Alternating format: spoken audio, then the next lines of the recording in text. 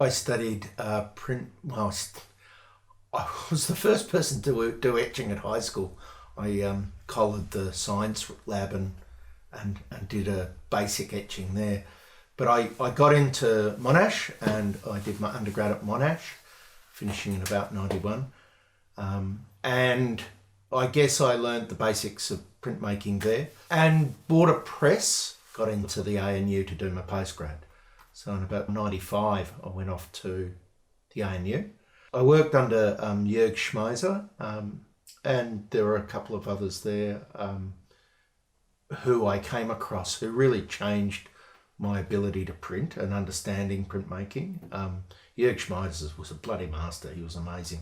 He taught me viscosity printing and a whole range of paper preparation that I'd never come across that makes such a difference printing.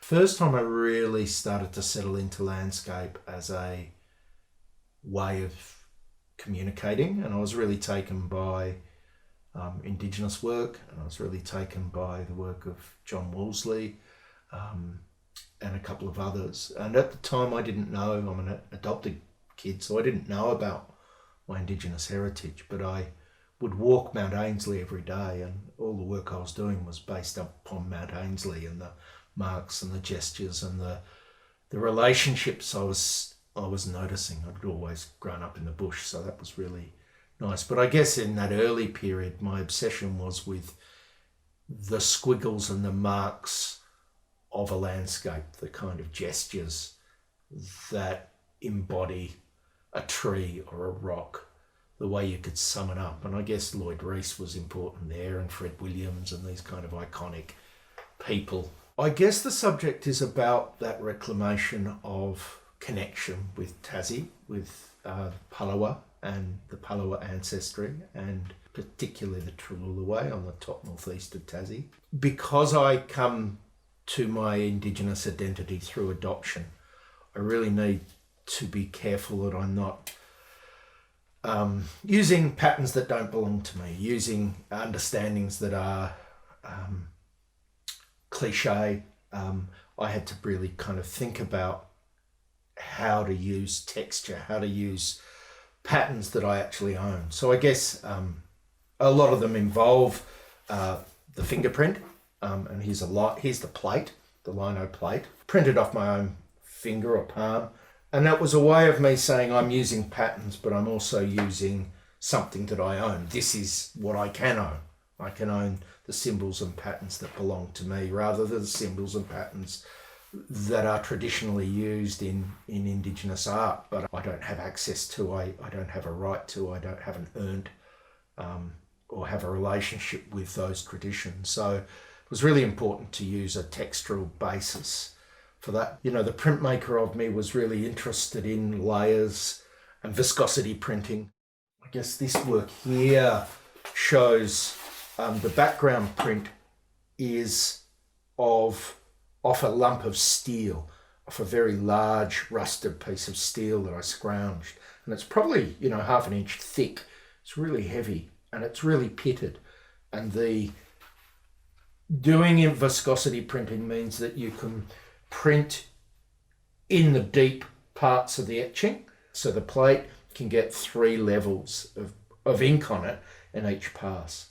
And it meant that I could kind of build up an ochre texture of a landscape or of steelness on a singular piece of paper and print it once. A coolamon shape, one to hold you and be inside and nurture you, are all kind of implied by the odd shapes of the prints and the style of the print. So there's these kind of layers that encase and protect, but also can be quite uncomfortable living in and with.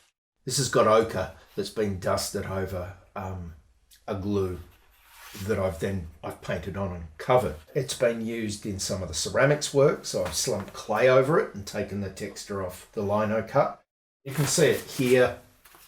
Again, the same background taken off the steel, but with layers of my own fingerprints and palm prints over the top to give it a kind of texture, to kind of say that this is part of a an ownership and the layers of ownership of an identity. And often overlapping with that in perhaps 3 or 4 layers of ink is this one, which is down at Gunnamatta, the patterns of the foam that have been photographed, projected onto this and then carved out. And this idea of this connection between the Mornington Peninsula, Gunnamatta Beach with Bass Strait, across Bass Strait to Trawoolaway Country is really kind of strong metaphor. There's this distance, but there's also a connection. And the sea as a connection is really important. I sail, a lot of the sculptural themes use boats based on a whaling boat or a sealer's boat. But the idea of the sea being a connective force. I was part of an organisation called Look Arts in one of its iterations for a while. There was a grant through the National Trust to explore in language and photographs in Fern Gully, as it's known up at Red Hill. It was a matter of me walking around with a camera and framing that place in a way that was connective, and then finding language to translate onto those places. And I used the Westfold Papers, which are a collection of documents of language that have been collected from settlers or colonials, the invaders. But the people who took Tasmania from the Palawa, they documented some of the language. And I needed to find language that related to the northeast. That was the goal. But sometimes I settled for other words that were close by, so from the Oyster Bay mob, for example, because they were interactions between those communities. So I'd quite often write poetry or poetic phrases based on the photography I'd made at Fern Gully, translate or find words that seem to fit. So I might not be able to get a word for thinking, but I could find a word for lightning. So I'd use the word lightning as a way of referencing thinking. So there was this kind of act of translation from the language I grew up and quite capable in, the Australian English, into a documented invader language that was supposed to represent the language of the Trawoolaway. And I think there's about 9 to 11 language groups in Tasmania. So a translation back to the English and documenting that as an English word on the page.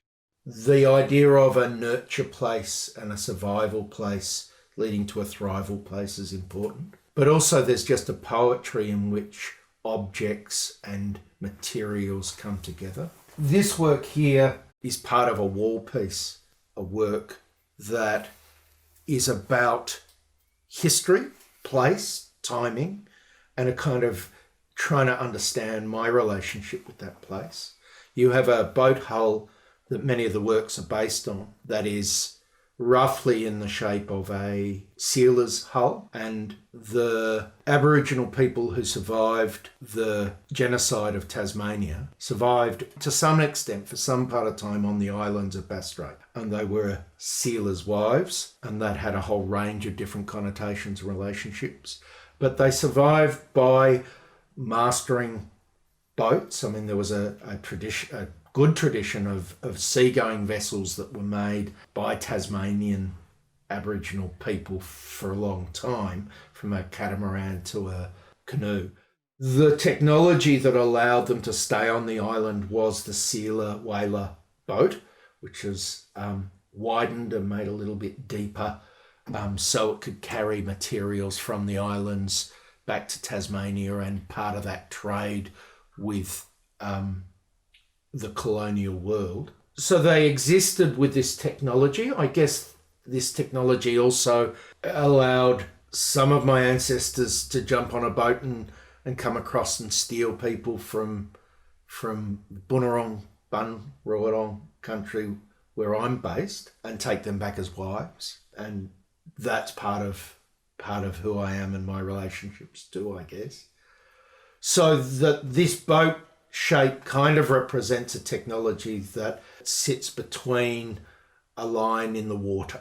It floats and it takes control of storms, but it also is precarious and dangerous place to be at when you're at sea, particularly when we think about Bass Strait. I've used twigs of the Moona tree, which are a local food source, a coastal food source. And if you have a look inside it, there's an ear.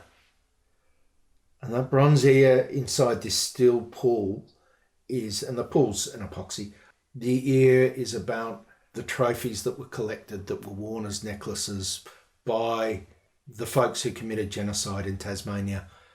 Would wear them around necks, keep them in pickle jars.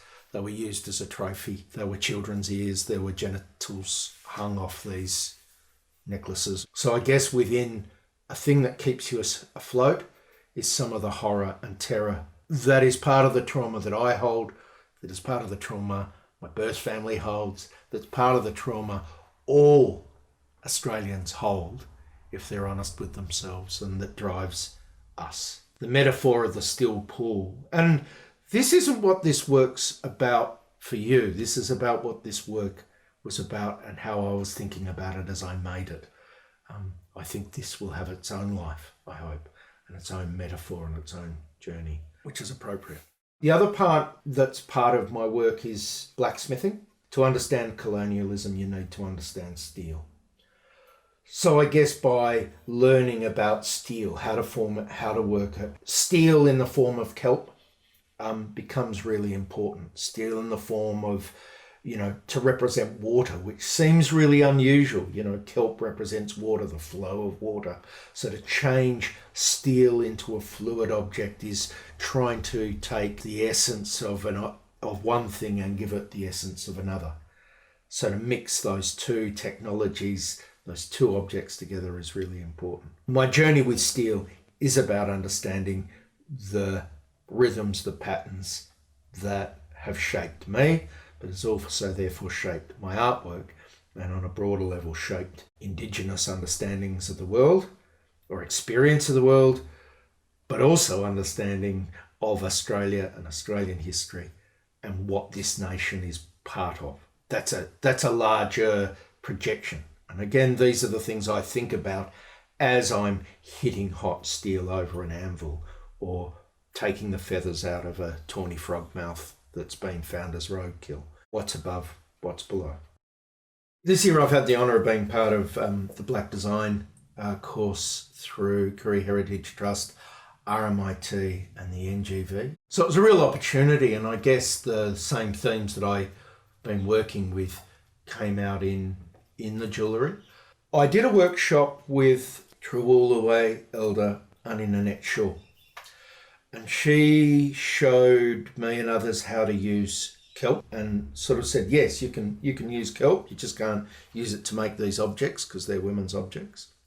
So I guess I've been using kelp as a material in sculpture for a long time, and it's present in some of the sculptures.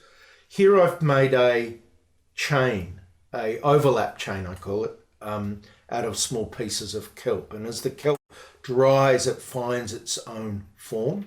And these forms were threaded on a shock cord or on a piece of steel. And it allowed them then to be connected up with a thread of some sort to form a linked chain. And I guess it's a matter of, for me, as I was making this, I was thinking about all the little links in history that have led to me being able to join up with my Aboriginal ancestry, connection with my birth mum and her family, but also all of the other links in that chain that are about the family I grew up in. And so the jewellery becomes a metaphor. The materials become a metaphor of linkage. It was from this chain, I took a link out of this chain and got it cast in silver. These links now, if you like, are translated into a Western form. And that translation, that relationship between the original kelp and the silver is really interesting. And I think the kelp is immensely beautiful. But to survive, we need to translate.